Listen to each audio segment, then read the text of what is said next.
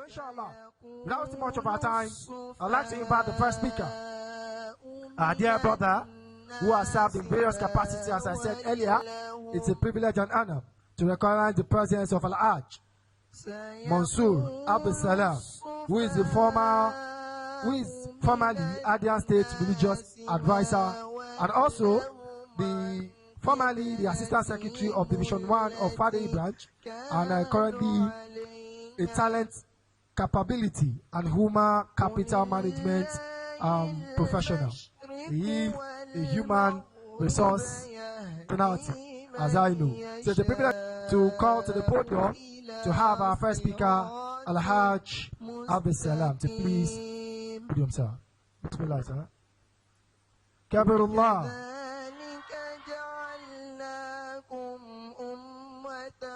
وسطا لتكونوا شهداء على الناس السلام عليكم ورحمة الله وبركاته ويكون الرسول عليكم شهيدا وما جعلنا القبلة التي كنت عليها إلا لنعلم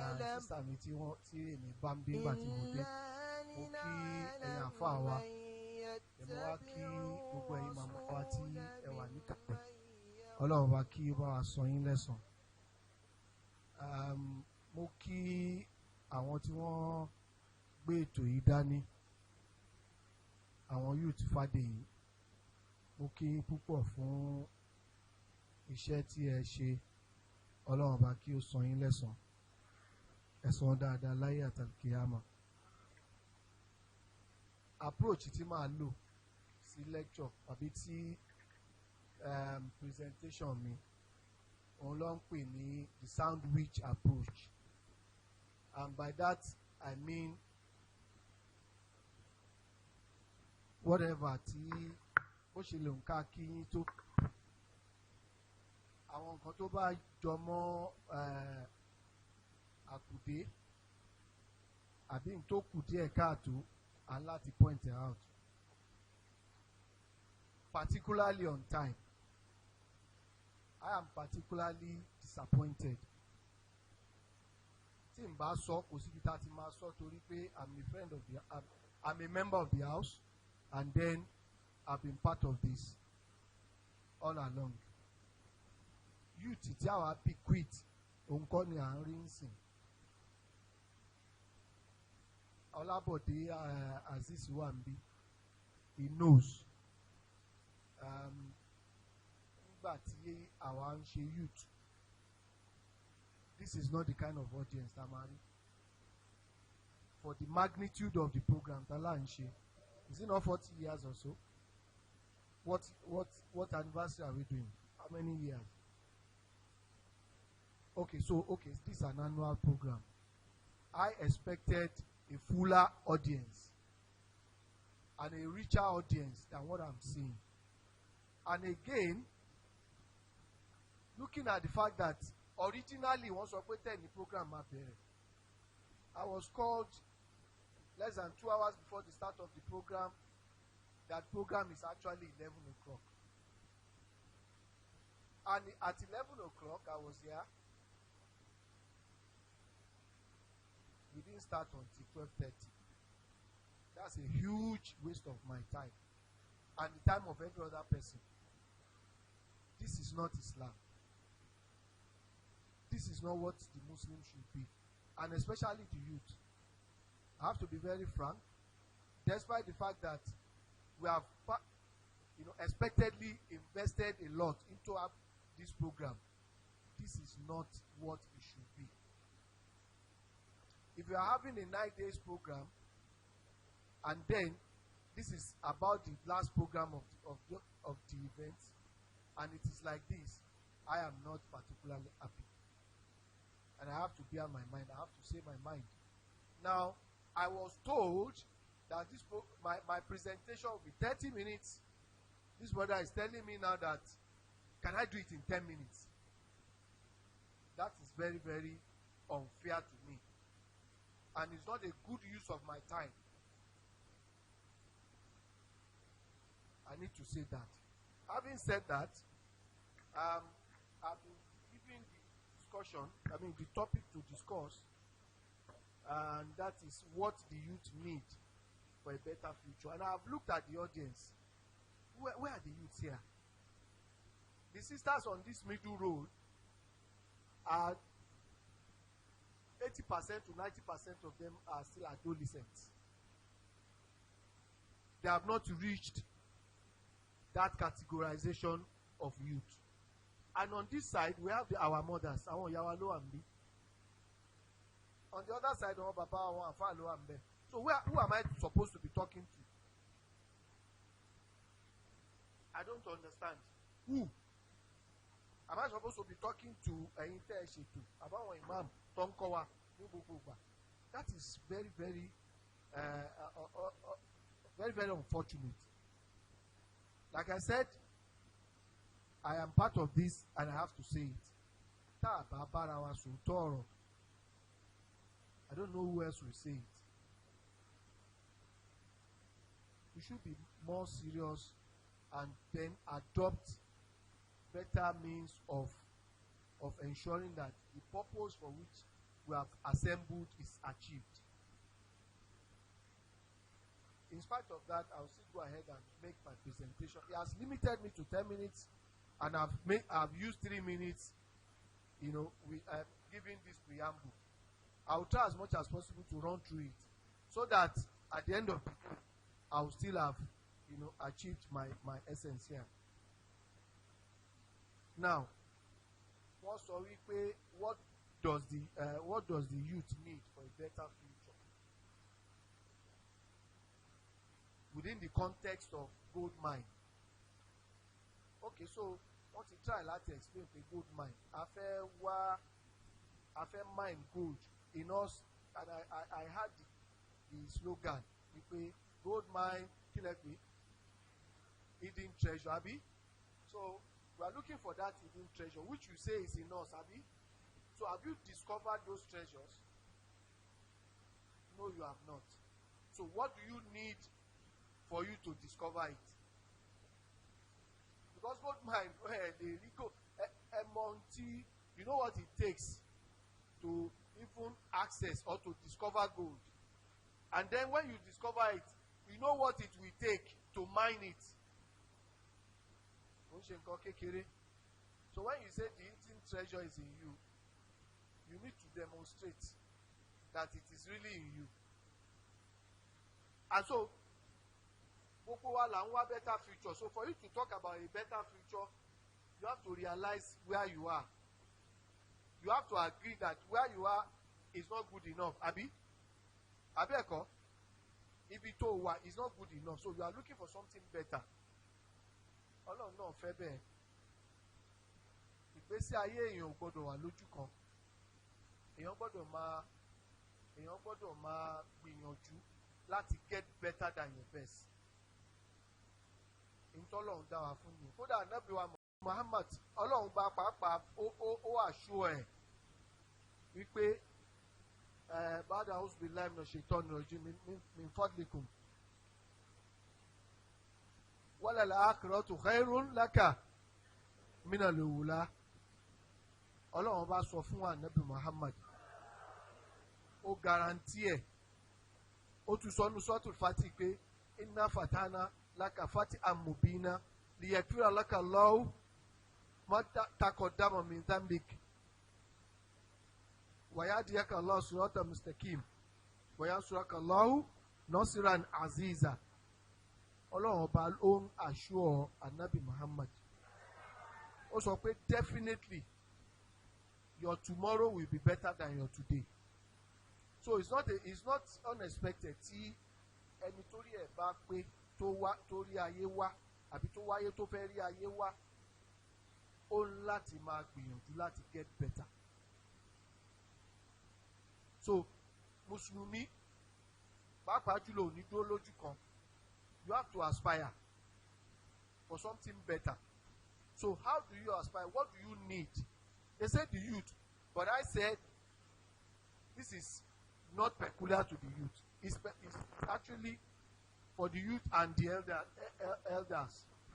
So if you must achieve a better future, and the focus is on the youth, if you must achieve a better future, you must look at some of these points that I have highlighted, and it's inexhaustive. I'm not going to stand here and tell you all that I've written here is exhaustive.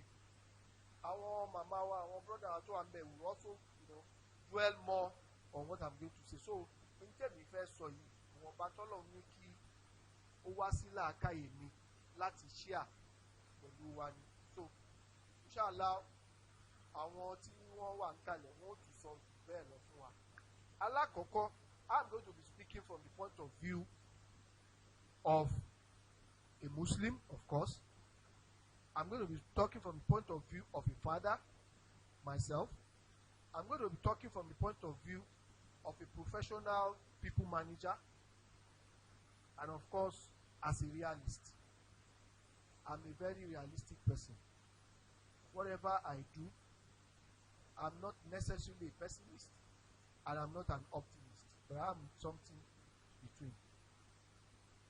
Oda kéèyàn wà mutawasit, not to the two extremes. So kéèyàn wà balanced. So I want to ask, the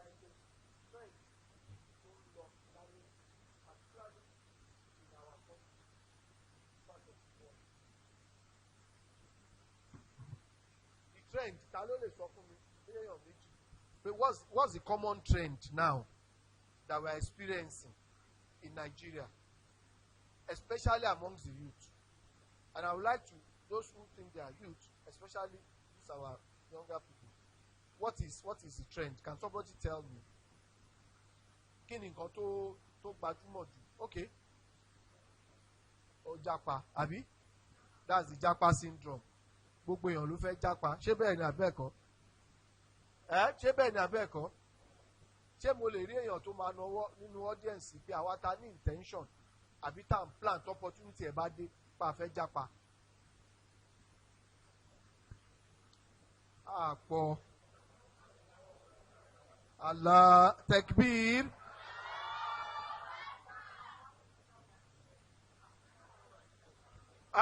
Àbọ̀ màmá náà náwó.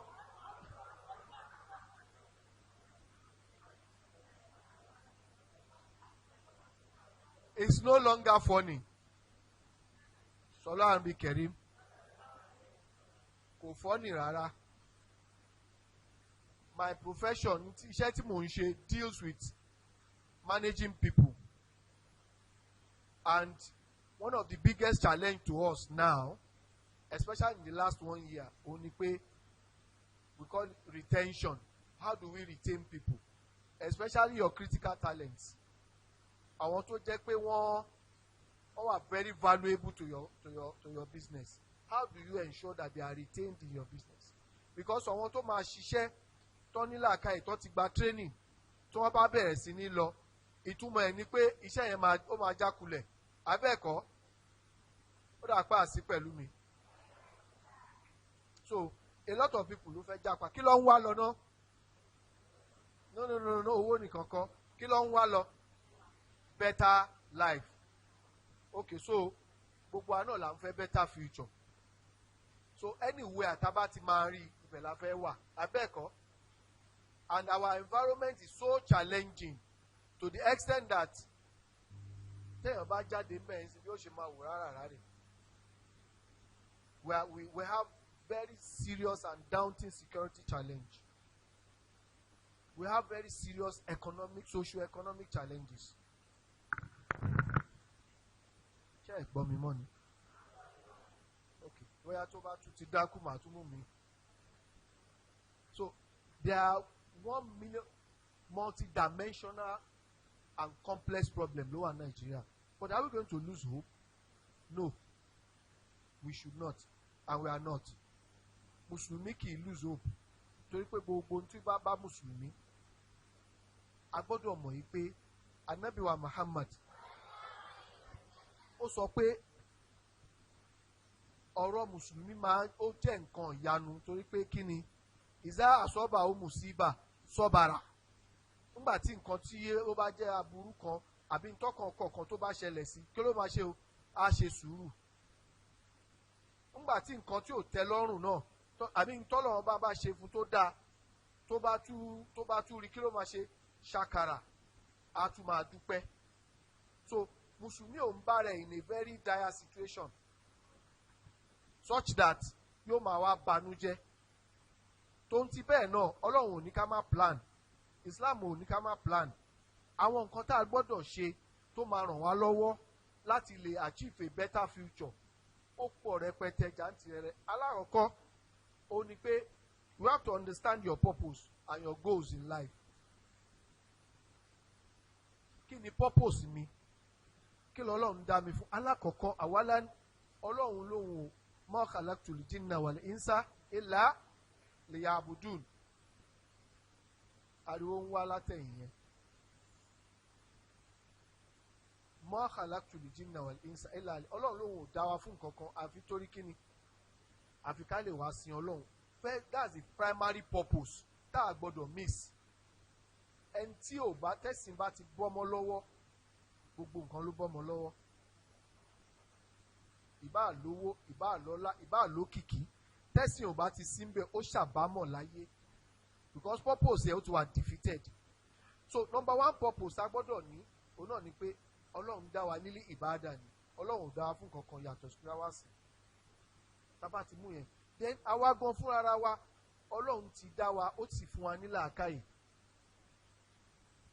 làákàyè tó fún wa yẹn òun náà ni ó fi béèrè lọ́wọ́ wa òun náà ni ó fi dájọ́ lé wa lórí so ẹni tọ́lọ̀ ń fún làákàyè tí ò bá ti lò láti fi lè understand who are you gbéra ẹ jáde nínú ara ẹ and look at yourself I'm talking metaphorically now metaphor ni bring yourself out of yourself come out of yourself and look at you who am I what is my goal kí ni mo fẹ́ achieve in life when you understand that then the other things becomes easy be aware of your goals and then be aware of your purpose and then set realistic goals gbogbo téèyàn bá fẹ́ dà láyé ìwọ tó fẹ́ travel pàápàá náà that's a goal ìwọ tó fẹ́ jápa kí ló fẹ́ lọ ṣe ń bẹ̀ ṣé o ti define yẹn ọ̀pọ̀lọpọ̀ kan ń lọ ni just because they want to get out of Nigeria at all cost wọ́n á débẹ̀ tán á rí i pé wọ́n useless ẹni tó useless ní Nigeria yóò useless lọ́hùn so define your goals define your purpose and then set realistic goals 5 years 10 years goals ó bá ti understand ara ẹ̀ náà nítorí fẹ́ achieve then set goals bó ṣe máa navigate bó ṣe máa débẹ̀ ẹni tí ò bá ní purpose láyé ó kàn wọ́n máa ṣe bálabàla ni yóò máa waste time ẹ̀ ni ẹjọ́ tó bá ti tó ẹ pẹ̀lú ìfẹ́ gba time ọ̀hún tó kù lórí mi náà máa tó kù mí. now lẹ́yìn ìyẹn téèyàn bá set goals kó set checkpoint tó ti máa evaluate goals yẹn èèyàn kọ̀ọ̀kan máa ṣe nǹkan lọ gbárin láì máa review come back look at it pé n tí mò ń ṣe yìí ṣó bá nǹkan tí mo fẹ́ ṣe mu set checkpoints pé ok ọdún kejì rèé ìkẹta rèé ìkarùn rèé tí mo ti wà lẹ́nu kínní ṣé mò ń wá achieve purpose mi ṣá àbí mi ò achieve ẹ̀ tá a bá wá review at that point tá a bá achieve ẹ̀ kí la máa ṣe o à á re-strategize àbí ká túwo goals míì tíyẹn ò bá mú mọ́ ìyẹn la fi lè achieve better future mùsùlùmí àbọ̀mọ́ anybody ò gbọ́dọ̀ kàn dìjà by the time you reach adolescence you get to a certain level only 18 years ní responsibility ti bẹ̀rẹ̀ even before that ensure that you have a goal nígbà míì àwọn òbí wa ló máa ń set goals fún wa at some point of our life by the time we come out of that stage we start looking at life differently we start understanding life so as a result of that we set our own goals and when we set our goals part of that is also you have to be self-aware I've alluded to that jẹ́ kó dára ẹ mọ̀ What are your interests? Kí ni tó interested? Má wo tẹlòmíì. We are differently enabled. Bọ́lọ̀ ń ṣe dá wa tó fóníkálukú ọ̀tọ̀ọ̀tọ̀. Tó bá lọ ń wo aago aláago, wọ́n ní kéèyàn má wo aago aláago ṣiṣẹ́. Don't look at other person. Ẹni yìí achieve nǹkan. Ìyẹn ò mí pé tí ìwọ náà bá set síbẹ̀, wàá achieve the same thing.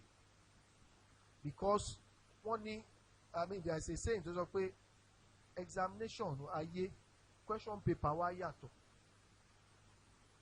Àbí? Wọ́n ní question paper gbogbo alámáṣe exam but question wá yàtọ̀. So when your question is different, answer náà are different.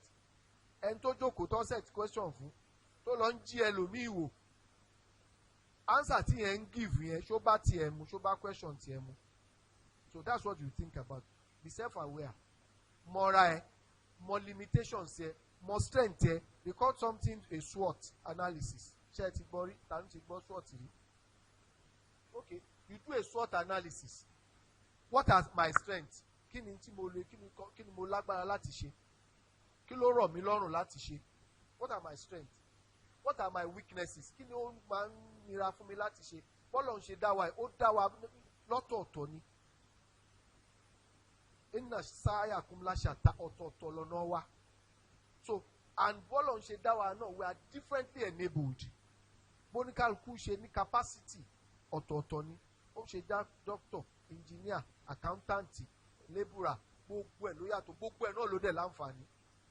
Wọ́n tó lọ́hún sọ yí pé mẹkáníìkì ló máa jẹ́ tí wàá ti ṣoríire, tí wàá ti dọ́là, tí wàá ti ṣe gbogbo nǹkan. Tó bá ṣàrọ̀ rí pé doctor ló fẹ́ ṣe, ó pẹ́ ń bẹ̀ ò lè rọ́nà lọ. So understand yourself. Know your weaknesses. What are the opportunities that are available in what you have chosen? Then know the threats. Threats ló ó pọ̀ jù tó ń lé gbogbo ọmọ Nàìjíríà lọ, kidnapping here and there. Kò sẹ́ni tó safe mọ́. Anybody any program tèmi ìbá fẹ́ lọ sìn tó bá ti kọjá 6:37 rọ̀lẹ́, I'm sorry. Because my drive mi ìdẹ̀lì jẹ́ kẹ́yìn kan máa lé mi kiri kí n máa wọ̀ tún wò sí. That is the state tá a bára wa. So understand yourself. Then for you to be if you need to be better, to be successful in the future, you must exercise what we call discipline and self-control. Ó di mẹ́ta. I said understand your purpose and goals, be self-aware, then discipline and self-control. Ẹ má gbàgbé láti sọ fún mi tí time mi bá tó. Learn how to control and or manage your inordinate desires. Work towards only those things that matters in achieving your goals. Oríṣiríṣi nǹkan ló máa wá. Opportunity máa wá. Tó o bá ti lè identify opportunity yẹn kó dẹ̀ wà disciplined. Ẹlòmíì nǹkan kékeré ló ní. Bóyá ó gbé sípò kan ni àbò ń ra àǹfààní kan. Wọ́n bá pé kò wà discipline, ó ti bàjẹ́. Ìbàjẹ́ yẹn ló jẹ́ kí nǹkan yẹn bọ́mọ lọ́wọ́. So ẹni tó bá máa wà successful gbọ́dọ̀ wà discipline. Ẹ lè rí gbogbo successful people nígbèsè ẹ lọ wò wọ́n. They are highly principled and disciplined people. Ẹni tó bá jẹ́ pé ó toil, ó dẹ̀ ṣiṣẹ́, Ọlọ́run gbà fún, ó wà successful. Ẹ lọ wò tí ò bá wà disciplined.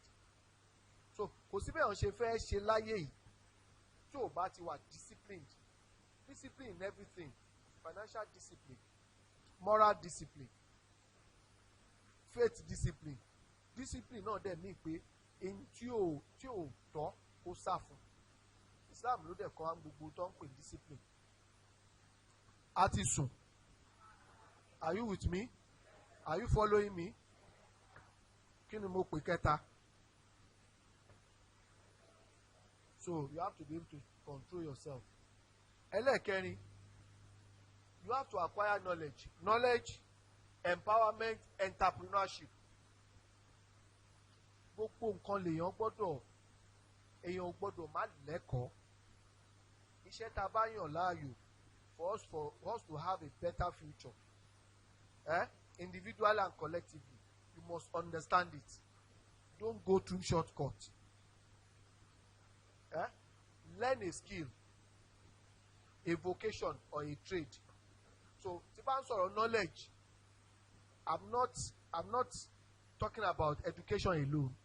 Education nìkan kọ́ ni knowledge, or this Western oriented education. As much as that is very good and it is encouraged, that's not the only knowledge. Ẹni tó kọ́ vocation kan, tó kọ́ṣẹ́ kan, tó dẹ̀ di ọba síbẹ̀, tó mọ̀, tó yẹ pé gbogbo èèyàn is a go-to person, gbogbo èèyàn ló ń wá, knowledge kan nìyẹn. Be the best of what you do.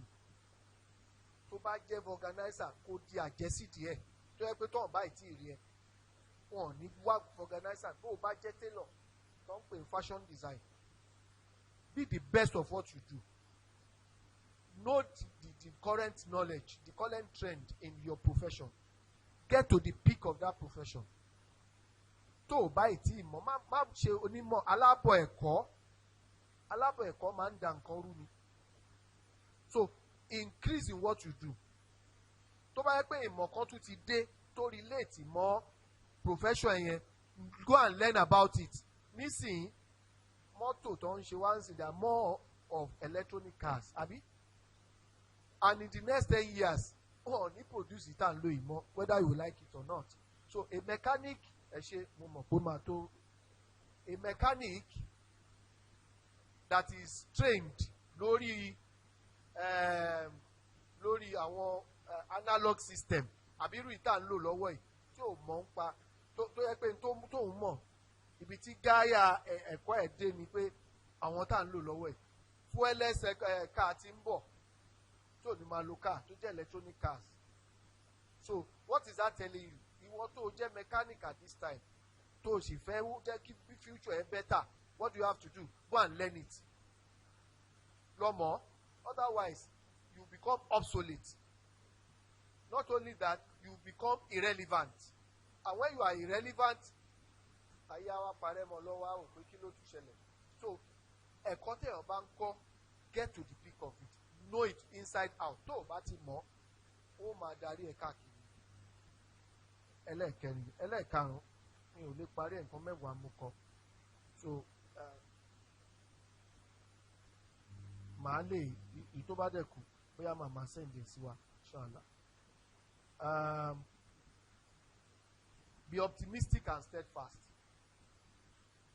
Ọ̀dọ́ tó fẹ́ ṣoríire, tó fẹ́ kọjọ́ ọ̀la ẹ̀ dá, ó gbọ́dọ̀ wà optimistic, ó gbọ́dọ̀ ní hope. Àìsí hope mọ́ ló lé gbogbo èèyàn, ló fẹ́ lé gbogbo èèyàn kúrò Nàìjíríà. Wọ́n ò rò pé ṣé Nàìjíríà yìí lè dá aṣá, tó lè dá aṣá. Ọlọ́run ló mọ̀ yẹn o, bí ó dá bí ò dá. Ṣé ìgbésí ayé tèmi lè dá aṣá? First and foremost, ẹ jẹ́ ká, let's look at ourselves individually and then to a larger society. Táwa bá dá, tí ìgbésí ayé wa bá dá, á affect society. So ẹni tí ó jẹ́ kọjọ́ ọ̀la ẹ̀ dá, ó máa ní hope, á wà resilient, á dẹ̀ ní the end in mind. Ẹ má gba shortcut. Anybody that go through the shortcut will be cut short. Ẹ gbọ́ tí mo sọ. Anybody that go through the shortcut will be cut short. Kò sí ni, you have to pay your dues. Nígbèsè ayé, kò sí ọgbọ́n tó fẹ́ dá sí. Tó bá gba shortcut pé ọgbọ́n kan wà ó ṣe yahoo, àbí yahoo plus, àbí ó ń ṣe kidnapping, àfi tó bá jáwọ́ ń bẹ̀, wọ́n mú ẹnjọ́ kan. Kò dẹ̀ ní pẹ́. Kò sẹ́ni tó ṣàwọn iṣẹ́ ẹ̀ tó rí, tàbí rí retired o lè rí. Wọ́n sọ pé èèyàn jalè tí tó wá rìtáyà sí díẹ̀, wọ́n mú ṣáà ní àbí tó bá jáwọ́ ń bẹ̀. So Mùsùlùmí ọ̀dọ́ ó gbọ́dọ̀ ní end in mind. Get a mentor. Get somebody that has passed through that stage, that can lead you, that can handhold you and show you the way and show you how to navigate. Otherwise, you'll be there. Ẹ má jẹ́ ká máa wò pé àwọn àgbàlagbà ẹ̀wọ̀n ọ̀gbọ́n, òun náà ló sọ ayé bó ṣe dà yín. And I mean, there are stages of life. Ọmọ kókó tó ṣe bí ń sìn, ó máa pass through àwọn stage kan dóòlè àfitálì kí á mọ̀ bá dé. Kó máa rí yá ọmọ yẹ̀já olùdánù sí ibà. Tó bá ti dìgbà yẹn ló dẹ̀kù. Àmọ́ ó máa kọ́kọ́ a máa gbé lórí bẹ́ẹ̀dì for some time tó bá yá tí ò ní tiẹ̀ máa yí tó bá yá á máa yí á ní ẹ má gbèsè ti bẹ́ẹ̀dì o abẹ́ẹ̀kọ́ tó bá yá á máa jókòó tó bá yá á máa move tó bá yá á máa rá tó bá yá á máa dì mọ́ nǹkan tó bá yá á máa rìn á máa sáré. Look at that stage of man. So àmàwọ̀ ò fẹ́ ṣe yẹn we thought shortcut kan wà já gba bí ọ̀nà ẹ̀bùrú kan téèyàn bá gbọ́ ọ̀nà ẹ̀bùrú á pàdé ní tí ò yẹ kó pàdé. So you have to pay your dues willy-nilly. And then maybe lastly I was trying to say that you should have a mentor, get someone to mentor you. Ànábì wa Muhammad sallam òní bá ọ̀gá gbogbo mentor abẹ́ẹ̀kọ́ àbí Quran ò sọ fún wa pé bisimilahi rahman laqad kana fi rasulillahi uswatun hasana liman kana yarju Allaha wal yawmal akhir wa zakara Allaha kaseeran. Ọlọ́run ní there is indeed for you in the holy prophet uswatun hasana, the best of the best of mankind to be taken as a role model. Fún ẹni tó bá ń gbèrò àti ṣoríire láyé láti mọ Ọlọ́run láti bọ́ Ọlọ́run àtàlìkìyámọ̀ tó dẹ̀ rántí Ọlọ́run. Ẹ má gbàgbé ibi tí mo ti bẹ̀rẹ̀ primary purpose wa gbogbo success èèyàn bá ní láyé tí ò bá ti sẹ́sìn mbẹ̀ is a waste. So ẹni bá wá ń wá role model Ànábì Muhammad salal òun lọ̀gá wa òun láṣíwájú wa òun ni móríṣìdù wa òun ló ń tọ́ wa sọ́nà òun ni number one first role model. Àtàwọn tó bá jọ nínú ìgbésí ayé táwa fẹ́ rìn òun náà la máa mú ní role model. It is very important. Lastly but not the least, ẹ jẹ́ ká ní ọ̀rẹ́. Let us have good friends. Good friends ó máa ń define ibi tí èèyàn máa dé. Get people of influence. Ẹ má bá ẹni tí ó máa ba ilé ayé yín jẹ́ ẹ má bá rìn. Ẹ̀yin náà mọ̀ ẹ dẹ̀ avoid peer pressure. Ẹni mu sìgá ó mu gbó ó mu ọtí ó mu tramadol gbogbo ó mu mẹ́ẹ̀tì gbogbo nǹkan jákujàku yẹn you know already. Why are you associating with such people? And then that's a responsibility on lórí àwọn òbí náà. Báwo la ṣe raise àwọn ọmọ wa in the midst of who? Àwọn wo ló ń bá rìn? Ṣé ọmọ wa kọ́ ló ń direct wa? Ṣé ọ̀kan ló ń control wa? Tó bá ti sọ nǹkan kan má bínú. How are we raising our children? Irú ọ̀rẹ́ wo ló ń bá rìn? Do we know them? Àwọn ọmọ wa ẹlòmíì ò mọ ọmọ ẹ̀ ó rò pé òun mọ̀ ọ̀ǹtí tó bá ka mú mọ́ nǹkan kan. So ẹ jẹ́ ká understand wípé ọ̀rẹ́ ló ń la ni ọ̀rẹ́ ló ń ṣe kí ni òun náà ló tún pa ni. Choose your friend.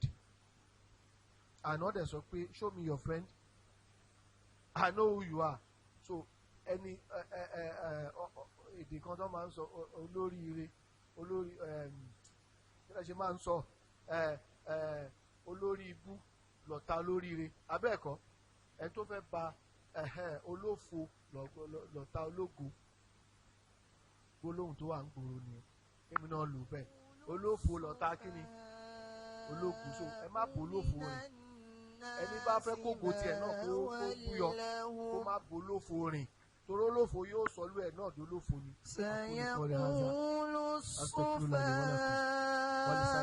من الناس ما ولهم عن قبلتهم التي كانوا عليها. صلوا على النبي الكريم.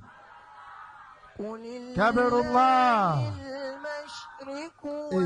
Alhamdulillah ọ̀làdín adúpẹ́ lọ́wọ́ àwọn bàbá wa fún ọ̀rọ̀ kan bá wa sọ láti àṣẹ. Ojú ni wọ́n fà wá kì í ṣe àgbọ̀fólókò.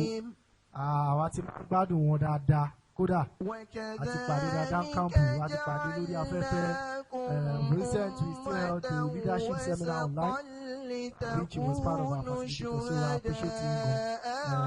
Wọ́n ní mo fẹ́ ìdí ọ̀dà láti gẹ́tì lẹ́kọ̀ọ́ nínú ṣáàchì wọ́n á yọ bọ́m̀bì kan wọ́n ní olófo òun ló máa ń bínú ológun láti bọ́ ṣe lónìí. So once again we appreciate you sir and he has spoken extensively In fact, he has done a wonderful justice to that topic. What is it? One key thing is standing there to watch, and I'll quickly just tell us. One, he mentioned that you should be aware of your purpose. Just like he quoted in the Quran, that Ọlọ́run bá kò dá wa sí nǹkan méjì, ká wá ṣe nǹkan méjì, dídé kí ni ká wá sí òun lọ. So purpose kan tọ́lọ́run fi dá wa nìyẹn. So wọ́n fún ara rẹ̀. You need to know your purpose and also set realistic goals. Then discipline and self-control is part of those things that can make you discover the hidden treasures in you. Also acquire knowledge. And most of us, we should try to upgrade our knowledge as well. Be optimistic and be steadfast. Just like one of my Oga will always tell me, to always say start with the end in mind, which is one of the references that he has quoted. Also, you should have a mentor, not a tormentor. So there's need for us to get a mentor. You need somebody you can climb the shoulder so that you can see further. And also, yourself. Surround yourselves with good peers. So on this note, we appreciate you once again. We say big khairan, and may Almighty Allah subhanahu wa ta'ala continue to guide you right. Allahumma ameen. So we're hoping that this program will have a panel section, but looking at the time that is fast spent, so we realized, and that was why I was giving our father the opportunity for 10 minutes so that we can have more time for panel section. But as it is, we'd like to give, that's why I extend this time so that we can just a bit of some of his keynotes. But alhamdulillah, I was able to do justice to that. So inshallah, we'll just have our speakers talk, and after that, perhaps the section will just be question and answer if there's any.